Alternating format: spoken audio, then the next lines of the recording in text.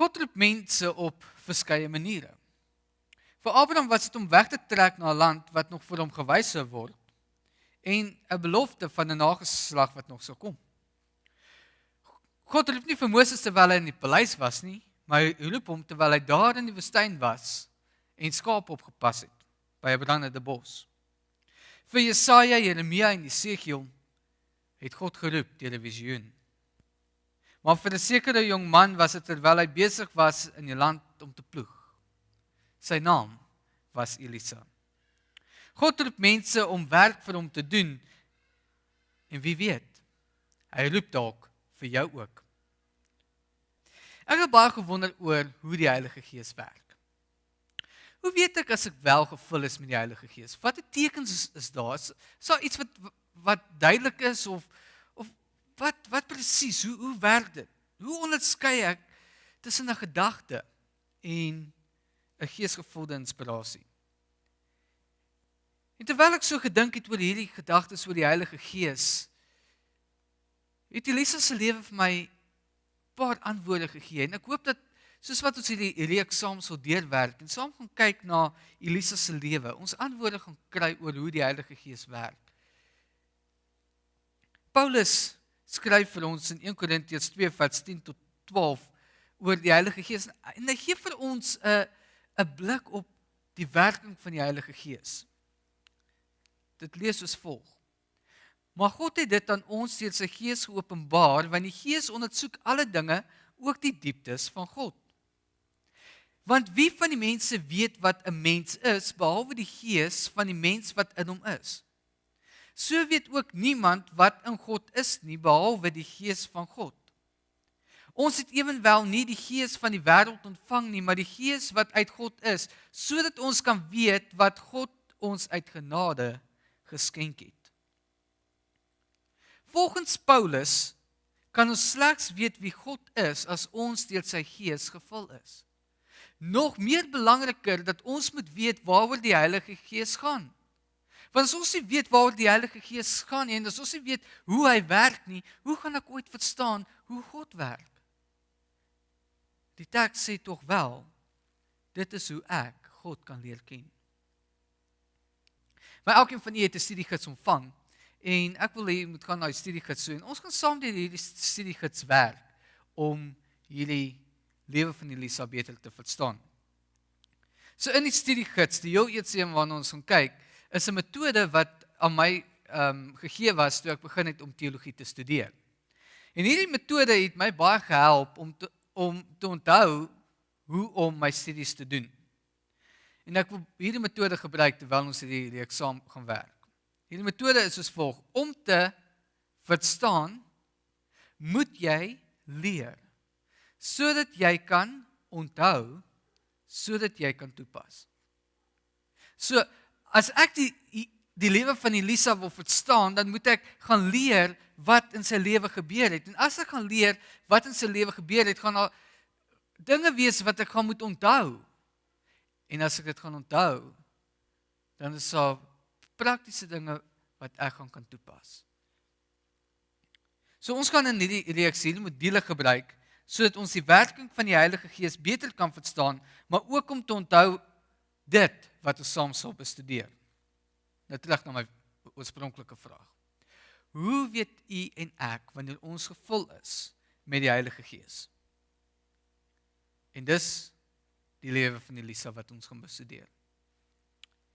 Die eerste keer wat ons oor Elisa lees, is toe Elia daar in die spelonk was, nadat hy gevlug het vir sy lewe en God na hom toe gekom het en met hom gepraat het. Ons lees in 1 Konings hoofstuk 19 vers 16 en 17. En Jehu die seun van Nimsi moet jy salf as koning oor Israel, en Elisa die seun van Safat uit Abel-Mehola moet jy salf as profeet in jou plek. En die een wat van die swaard van Ahasiel vry raak, hom moet Jehu doodmaak, en wat van die swaard van Jehu vry raak, hom sal Elisa doodmaak. Hier vind ons die missie en visie van Elisa. Elisa, onthou net, Elisa was nog nie eers as profeet geroep nie. Hy was nog nie eers in die prentjie gewees nie, maar God het al klaar 'n missie en 'n visie daar geplaas vir Elisa. So in die studiegids kan jy die volgende skryf. Elisa word geroep as 'n profeet. Dit was sy visie. God wil hê hy moet deurgaan, hy moet fokus op om 'n profeet te wees. Iemand wat waarskuwing bring, iemand wat 'n boodskap bring van God af. Maar wat was sy missie? Hy word beskryf as 'n kryger. Dit was sy missie. Maar om Elia se roeping te verstaan, moet ons ook net so 'n bietjie die agtergrond verstaan. Net voordat Elisa geroep was, wel 'n paar dae voordat hy geroep was, sien ons Elia daar bo op die berg van Karmel. En dis op hierdie berg waar daar besluit was oor gaan ons God dien of gaan ons Baal dien, en waar die vuur van die hemel af neergekom het en die antwoord gegee het. En almal het sê ons sal die Here dien. Dit was op hierdie berg gewees waar so die 3,5 jaar droogte uiteindelik verbreek was. En Elia is daar bo op die berg en hy bid. En 'n klein wolkie kom en die volgende oomblik is dit reën wat oor die aarde gaan. Elia hardloop af, hy sê vir Agab hy met sy perdespan en hulle is terug na die hoofstad toe. En Elia het voor hierdie perde uitgehardloop tot hy daar gekom het. Nou, koning Agab, soos wat hy gewoonlik doen, gaan mount toe daarso by sy vrou oor al sy probleme en hy vertel toe vir sy vrou oor Elia wat al die Baal-profete doodgemaak het, 450 van hulle. En sy stuur 'n boodskap uit en sy sê vir Elia, as jou kop nog môre op jou lyf is. En Elia word so bang oor hierdie waarskuwing dat hy doodgemaak gaan word, dat hy vlug 40 dae in die woestyn in. En dit was daarbo wat hy daar in die berg was, waar hy God ontmoet het en waar God kom, nie deur harde geleide en deur aardbewings en vuur en al die dinge nie, deur 'n sagte windjie kom God en hy praat met Elia. En hy sê vir Elia, daar is nog mense wat my dien. Ek wil hê jy moet teruggaan en in jou plek Elisa gaan salf. So Elia is daar weg, hy is op pad terug, en ons vind 'n baie mooi beskrywing in die boek Profete en Konings, bladsy 218. Soos hy noordwaarts gereis het, hoe anders was die omgewing van hoe dit was net 'n rukkie gelede. As gevolg van die reën of dou wat vir 3,5 jaar nie geval het nie, was die grond gekraak en die lande onbewerk toe Elia gevlug het. Maar nou was daar oral nuwe lewe en plante groei wat opkom, so asof dit wil opmaak vir die tyd van droogte en hongersnood. Ek wil hê jy moet 'n nota maak om te onthou, want oor 'n paar weke doen ons die tweede lesing of die tweede preek in die reeks. Daar's iets vir hierdie 3,5 jaar wat ons gaan uitvind wat baie belangrik is. Maar hier's daar 3,5 jaar, kom hy terug en hy sien al hierdie nuwe lewe wat plaasvind. So dit is die agtergrond. Dis net voordat Elisa geroep is. Maar wie was Elisa gewees? Kom ons leer bietjie oor sy lewe. Ons sien dat sy naam beteken, en jy kan dit skryf in die studiegids, God is my verlossing. Hy het groot geword op 'n plaas met die naam Abel Mehola, wat in ons taal sal beteken die weiland van die dans. Nou word nie vir ons vertel presies hoe swaar Elisa en sy familie gekry het tydens die 3,5 jaar van droogte nie. Maar dat hulle geseën was duidelik sigbaar. Want ons lees die beskrywing van hoe Elia vir Elisa gevind het. In 1 Konings 19 vers 19 lees ons, en hy daarvandaan weggegaan en Elisa, die seun van Safat, aangetref terwyl hy aan ploeg was met 12 pare osse voor hom en hy self by die 12de paar was. Die hele Israel was getref deur hongersnood. Maar ons sien tog dat God gesorg het vir die wat hom gedien het tydens hierdie tyd. Elisa het ver weg groot geword vanaf Samaria. En die moontlikheid is baie groot dat hulle wel gehoor het van die goddeloosheid wat daar plaasgevind het, maar omdat hulle so ver weg daarvan was hulle nie besoedel met al hierdie onwaarhede nie, as ek dit so mag stel.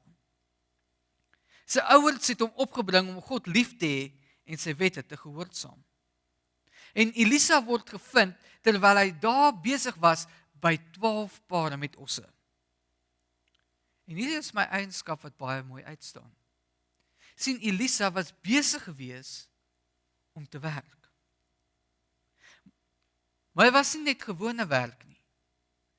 Dit was werk wat eintlik vir slawe bedoel was, of werk vir die werknemers, nie vir iemand wat 'n seun is van 'n persoon wat 'n groot plaas het nie.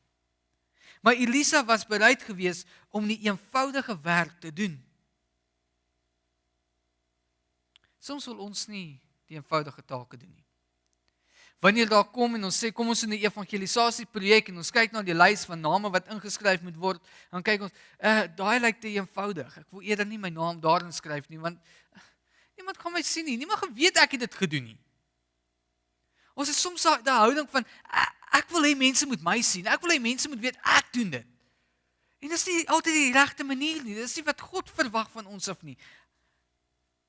Doen die eenvoudige. Dit wat eintlik bedoel is vir die dienskneg. Dis wat Jesus gedoen het. 'n Jong man het eendag vir werk aansoek gedoen. En hierdie werk het vereis dat hy lang ure moes werk. Sy kwalifikasies was uitstekend. Toe hy dit daar vir sy werkgewer gee, die werkgewer daarna kyk en sê, jy weet, dit lyk so goed. Maar die jong man het nooit enige fisiese werk gedoen om sy kwalifikasies te bereik nie. En sy ouers het hom reg deur sy skoolloopbaan gedra. So hierdie werkgewer kom agter dat dit die geval was. En hy kyk so na hierdie jong man en hy sê my, hoe lyk jou pa se hande? Die keer het die jong man 'n bietjie gesluk. Dit was nie 'n normale vraag om gevra te word nie. En wat nog erger was, het sy pa baie lank laas gesien. So sy antwoord wat hy geantwoord het, was nie dit waarna die werkgewer gesoek het nie. En die werkgewer het vir hom gesê dat as hy hierdie werk werklik wou soek, sal hy onmiddellik nadat hy daar uit is in sy kar klim en deur hy en sy pa gaan sien. En wanneer hy sy pa sien, sal hy sy pa se hande neem en dit was. Die jong man het daardie aand by die huis gekom. 'n bak vol met water getap, daar op die tafel neergesit en gewag tot sy pa kom. Toe sy pa daar by die huis kom, groete hom wat iemand wie hy so lanklaas gesien het. En sy pa, ek wil net jou hande was. Hy het sy pa se hande in sy eie hande geneem. En die volgende oomblik begin die trane te rol. En sy pa se hande kon hy die swart oliemerke sien wat so ingeweef is in die vleesel in. Hy kon die rowwe beseerde snymerke sien wat sy pa moes deurmaak. Hande wat deur alles gewerk het, sodat hy sy studies kon doen. Die volgende oggend is hy terug na die werkgewer toe en die werkgewer kon sien daar's iets anders op hierdie jongman se gesig. Die indruk is heeltemal anders en hy sê, so wat het jy gesien? En hy sê vir sy werkgewer, meneer, nou besef ek wat dit is om te werk. En die werkgewer sê, goed so, want ek kan die mense hier aanstel wat nie die eenvoud van werk ken nie.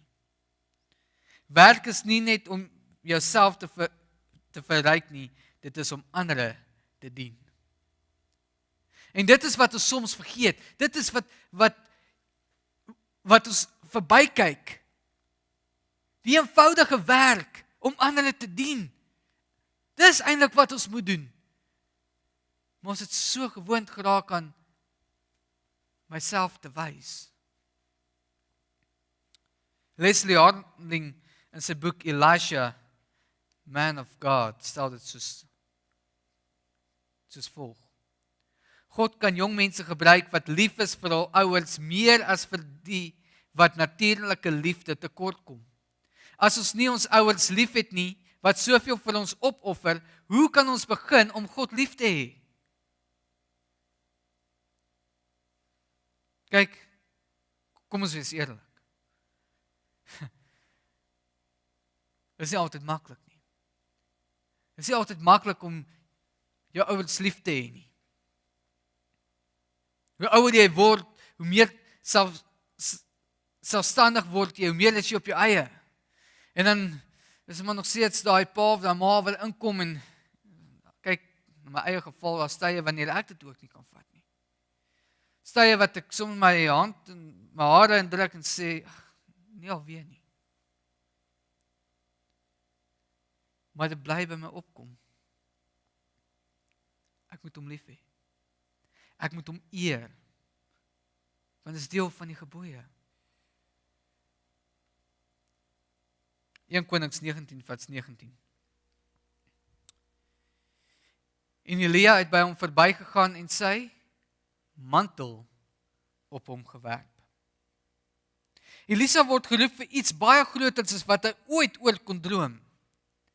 Ek glo nie Elisa het ooit in sy wildste drome gedink, hy sal saam met die profeet Elia gaan werk nie. Nog minder, dalk in Elia se plek 'n profeet wees nie. Maar Elisa vat nie hierdie gebeurtenis en hy sê, wow, kyk na my. Niemand is anders is so goed nie, ek is 'n kies. Kyk hier. Hey, mense, ek is maar goed, nee. Nee, dis nie wat hy gedoen het nie. Dit is nie wat hy in gedagte gehad het, toe die kleed oor hom geval het nie.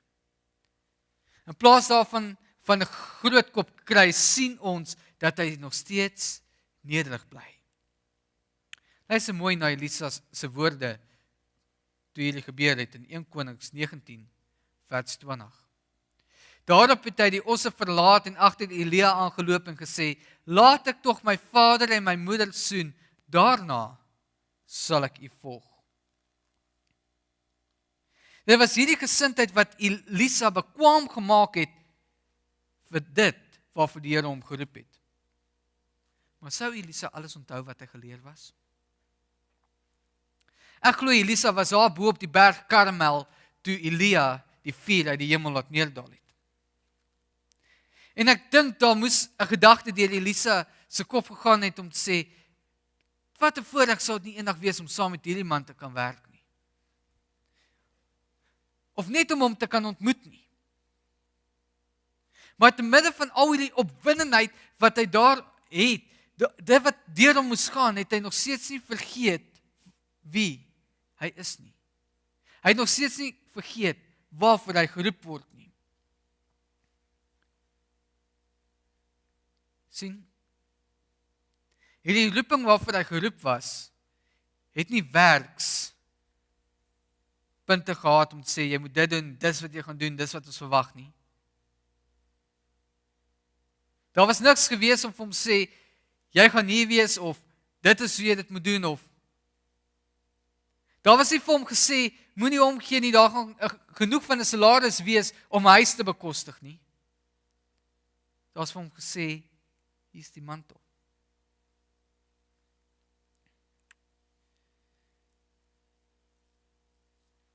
Dit is 'n stap van geloof gekos. Elisa, gaan jy deur geloof bereid wees om dit te doen waarvoor jy geroep is? Elisa se vertroue in die roeping was getoets. Het hy geglo dat hierdie roeping van God af gekom het? In 1 Konings 19 vers 20 lees ons, gaan terug, van wat het ek aan jou gedoen? Elia se woorde aan hom. En hier word Elisa se reaksie getoets. Dit was asof Elia vir sy wou sê, Elisa, dit is nie ek wat jou geroep het nie, ek het jou nie nodig nie. As jy waarlik glo dat jy my moet volg, dan moet jy oortuig wees daarvan. Kyk, as ek Elisa was, het ek net daar stil gestaan. Onmiddellik. Elia, vertel my nou. Hier kom jy sê vir my, gaan terug, maar jy is pas die mantel oor my skouers gegooi, so asof jy wil sê, ek moet jou volg, maar nou kom jy sê vir my, jy het my nie nodig nie. Verstaan ek dit? Was dit dan 'n ongeluk? Maar Elisa het besef wat hier gebeur het. Hy het omgedraai en hy het met 'n doel begin stap. Hy het besef hier's iets niets wat op hom wag. Maar hy het geleer om sy ouers te eerbiedig. Maar merk op, hy het nie teruggegaan na sy ouers toe om vir hulle te sê, dis kom my pa, Elisa was nou net hier by my, en Elia was nou net hier by my, en hy staan aan die buitekant en wag, en hy sê, ek moet hom kan volg. Wat dink pa daarvan? Dink pa, dit sal 'n baie goeie besluitneming wees om nou te sê, ek moet hom volg, of nee, dis nie wat hy gedoen het nie. Sien, Elisa het nie teruggegaan om te sê, dink julle is die beste ding om te doen nie. Hy het klaar geweet. Verstaan my mooi. Dit is nie verkeerd om raad te vra nie. Maar die probleem wat ons het is dat ons vra soms raad van mekaar af en ons steun op daardie raad dat ons vergeet dat die regte raad wat ons eintlik behoort te vra is, wat's evil? Laat ek dit so verduidelik. In 2008 woon ek 'n jeugkamp by. Terwyl ons daar by die jeugkamp was, is 'n oproep gemaak vir jong mense wat hulle lewe sou gee vir 'n jaar lank vir evangelisasie werk. En ek was geraak deur die oproep en ek sê ek sou graag wil doen. Ek kry die aansoekvorms, ek vul dit in, ek bel vir my pa, ek sê vir hom, pappa, ek sou baie graag 'n jaar van my lewe wil gee. En sy woord aan my was gewees, Heinrich, jy weet hoe voel ek oor hierdie situasie, maar kan jy vir jou sê wat jy moet doen nie? Al wat ek vir jou kan sê is, bid hieroor. En wat ek vir jou nog kan sê is, maak seker. En as jy nie seker genoeg voel nie, vat die Gees om profesie en lees dit. Dis okay, dis reg, ek sal doen. Begin te lees, ja, ek begin te bid. Lees ons nog nie, ek begin om te bid. Donderdag aand kom die aankondiging dat die wat vorms ingevul het en so aan asseblief die volgende oggend by die kerk bymekaar moet kom, maar hulle sal vir ons almal laat weet hoe laat en waar en ek sê okay. Die Vrydagoggend toe het ons 'n driekamp by die kamp en ons gaan hardloop en ons kom terug met die terugkomslag kry ek 'n klein besering, so ek is nie te mobiel nie en een van my vriende is besig om klank op te sit buite vir ons sportsdag wat ons daar by die kamp het. En hy vra vir my om vir my kabel te gaan haal in die kerk en ek sê ook nie, is reg, ek het niks anders om te doen nie. En ek stap toe na maar so stadig gaan kerk toe. Nou kom daar so van agteraf in. En hier is hulle besig om te praat oor hierdie jaar se evangelisasiewerk. En ek hoor 'n stelling wat gemaak word wat my ontstel. Dis okay. Dis is nie antwoord op gebed nie, maar dit is definitief iets waaroor ek moet bid. Saterdag aand kom en ek stap weer in die kerk in. En die persoon wat oor die jeuggroep is en wat die jeuggroep lei, kom na my toe en hy sê vir my, Heinrich, het jy nou jou besluit gemaak, wil jy nou kom of nie? En kyk hom so, ek sê vir hom, ek kan nog nie vir jou ja of nee sê nie. Ek het iets wat ek self moet deurwerk.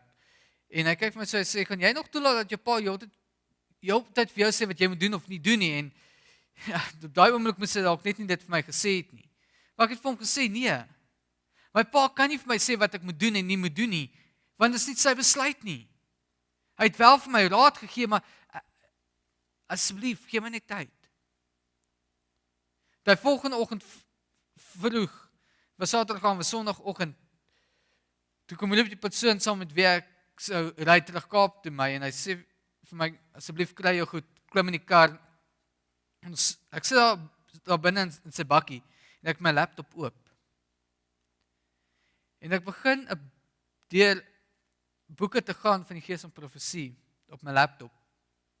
En soos wat ek lees, kom ek op 'n aanhaling af wat vir my die antwoord gee op daai oomblik. Lang storie kort, ek het toe nooit gegaan nie. Want ek het 'n antwoord gekry wat ek voel wat van God af was. Nie raad wat ek gekry het van mense of my pa of so nie, dit was God se wil vir my.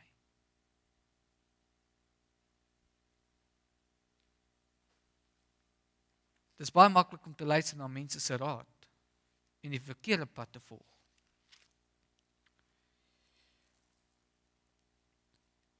Dit is soortgelyk wat Elisa moes deurmaak. Hy kan die leksheid en die veiligheid van sy ouer huis vir altyd geniet. Dis daar. Of hy kon alles verlaat en in geloof volg. 1 Konings 19 vers 21 sê vir ons: hy draai toe agter hom om en neem 'n paar osse en slag dit. En met die osse se trekgoed het hy hulle vleis gekook en aan die mense gegee en hulle het geëet. Onthou nou net, hierdie was omtrent net so 'n maand en 'n half na daai groot droogte wat deurgetrek het. Om 12 osse nog te hê, beteken jy was baie geseënd geweest, maar om 2 van daai osse te neem, beteken daar bly 10 oor, maar jy neem 2 van daai osse en jy slag dit. En die trekgoed. Dit was 'n groot stap in geloof wat hy moes neem. 'n Paar osse was baie werd vir 'n plaasboer. Volgens Genesis 13 vers 2 en 1 Samuel 25 vers 2, asook Job 1 vers 3, was 'n man se rykdom gemeet aan die vee wat hy besit. So, hy neem 2 osse en die trekgoed wat daarmee saam is en hy vernietig dit. Elisa het alles eintlik toegepas wat hy geleer is. Elisa het gesê, ek is bereid om hierdie stap te neem in geloof, nie oor wat my pa vir my gesê het, nie wat my ma vir my gesê het, nie wat my vriende vir my gesê het nie. Nee. Dit wat ek glo God vir my beplan het om te doen. Elisa was nou gereed om Elia te volg. 1 Konings 19 vers 21 gaan aan om te sê, en daarna het hy hom klaar gemaak en Elia gevolg en hom gedien. Wat beteken al hierdie dinge vir ons? Hoe pas ons hierdie op ons eie lewens toe? Eerstens, God het 'n plan met ons lewens nog lank voordat ons daarvan weet.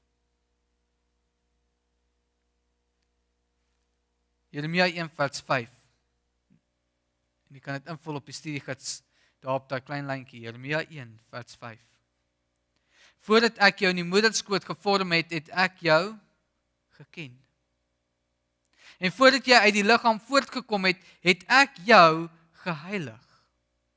En ek het jou tot 'n profeet vir die nasies gemaak.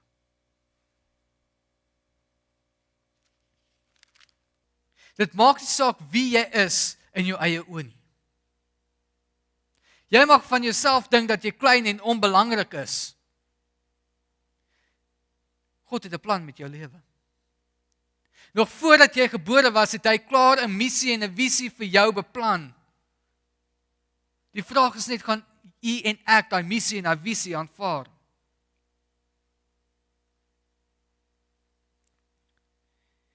Elia kom en hy vat sy kleed, sy boekleed, en hy sit dit bo oor die skouers van Elisa.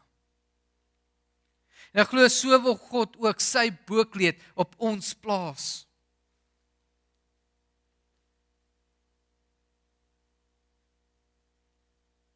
Maar hoeveel van ons dra nie dalk ons eie boekleed nie? En ons dink hierdie boekleed wat ons aan het, wat ons self vir ons gemaak het, sodat ons kan sê, kyk na my, sien my raak. Dis hierdie boekleed wat mense kan verwyder. En ons naaktheid kan openbaar. Maar as ons Jesus se kleed neem, die kleed wat hy vir ons wil gee, kan niemand dit wegneem nie.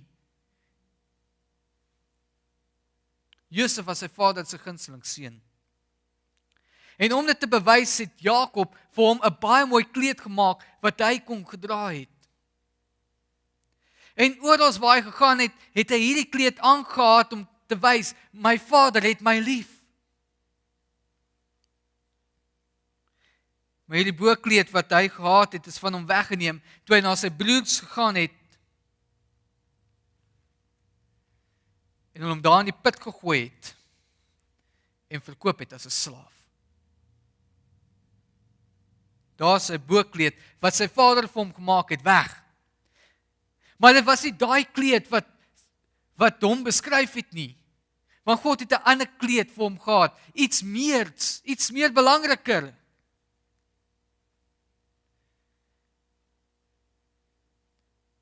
Maar Josef moes eers leer om 'n diensknegt te wees. En hy moes gaan dien as 'n slaaf. Maar God het 'n kleed vir hom gereed gehad en hy het dit aanvaar. En Josef het die eerste minister geword onder Farao se huis. Josef se nuwe kleed het swaar kry beteken. En net so met een my. As ons hierdie kleed gaan aanvaar wat Jesus vir u en vir my wil gee, dan moet ons besef, dit gaan nie 'n baie maklike pad wees wat ons moet volg nie.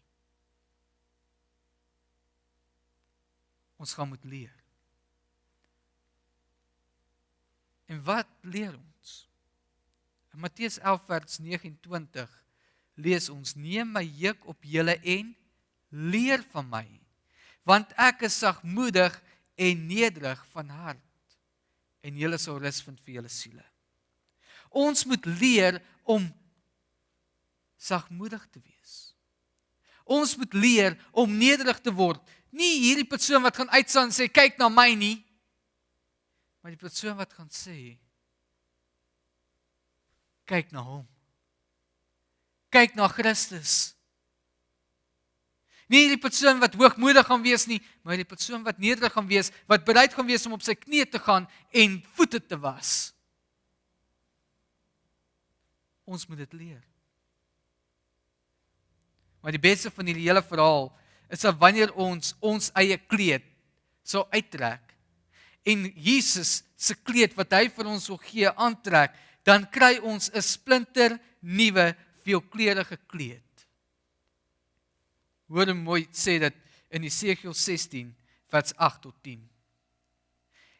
En ek het by jou verbygegaan en jou gesien. En kyk, jou tyd was die tyd van liefde. Toe het ek my vleuel oor jou uitgesprei en jou naaktheid toegedek. Ja, ek het vir jou gesweer en met jou 'n verbond aangegaan, spreek die Here, en jy het myne geword. Daarop het ek jou met water gewas en jou bloed van jou afgespoel en jou met olie gesalf. Ook het ek jou beklee met veelkleurige klere. En vir jou skoene van robbevel gemaak en ek het jou gehul in fyn linne en jou oordek met sy.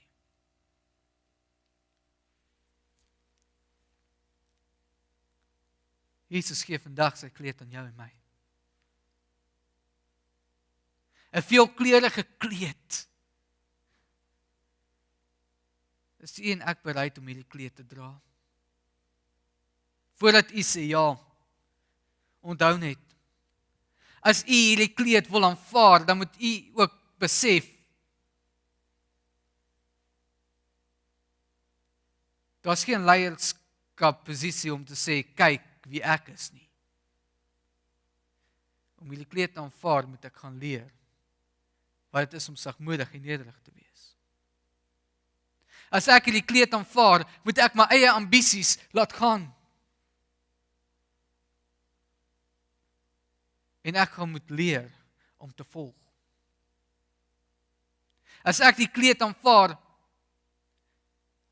dan gaan dit heel moontlik beteken, ek moet dit wat ek voorheen gedoen het, laat gaan. As ek die kleed aanvaar, gaan ek vervolg word. As ek die kleed aanvaar, gaan ek gespot word. As ek die kleed aanvaar, gaan ek verneder word. Maar Jesus het 'n belofte gemaak. In Matteus 24 vers 13 sê hy, wie volhard tot die einde toe, hy sal gered word. Is u bereid om hierdie kleed te dra? Is u bereid om te sê, hier is ek sal gaan? Ek sal in geloof die stap neem. En ek sal God se missie en visie vir my lewe aanvaar. As jou antwoord ja is, mag hierdie volgende woorde jou wees. Give me ears to hear your spirit. Give me feet to follow through. Give me hands to touch the hurting and the faith to follow you.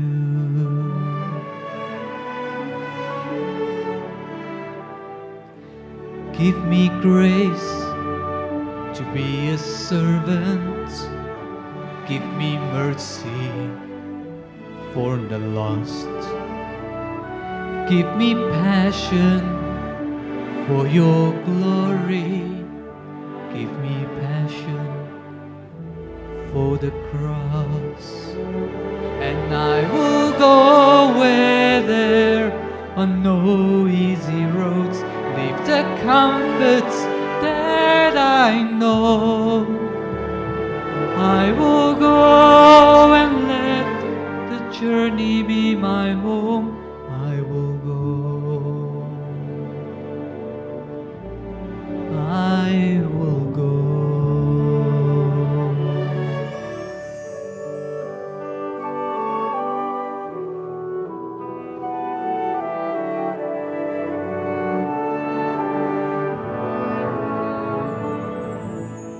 I'll let go of my ambition, cut the roots that run too deep. I will learn to give away what I cannot really keep. What I cannot really keep. Help me see with eyes of faith. Give me strength to run this race. I will go where there are no easy roads. Leave the comforts that I know. I will go and let this journey be my home. I will go.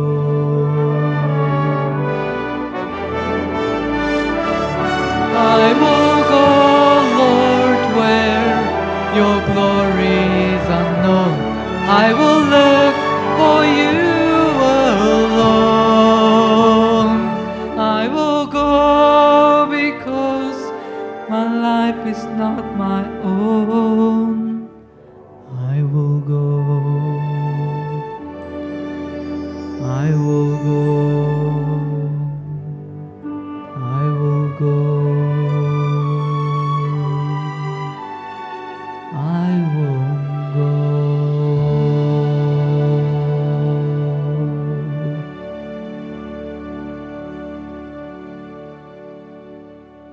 Here, ek sal gaan. En in geloof sal ek volg. En soos Elisa is ek bereid om te leer. En ek wil leer wat dit is om sagmoedig te wees en nederig te wees. Vergewe Here waar ek my eie kleed altyd wou aangehad het en nie u kleed wou aanvaar het nie. Verander my gesindheid om u gesindheid te word. En mag u my lewe kan gebruik om 'n verandering in ander se lewe te maak. Dankie dat u my geroep het vir 'n doel. Dankie dat u vir elkeen wat luister geroep het vir 'n doel. Gebruik ons, Here. En mag ons u missie en u visie vir ons lewens aanvaar, sodat u 'n verskil deur ons kan maak in hierdie wêreld. Dis my gebed in Jesus naam. Amen.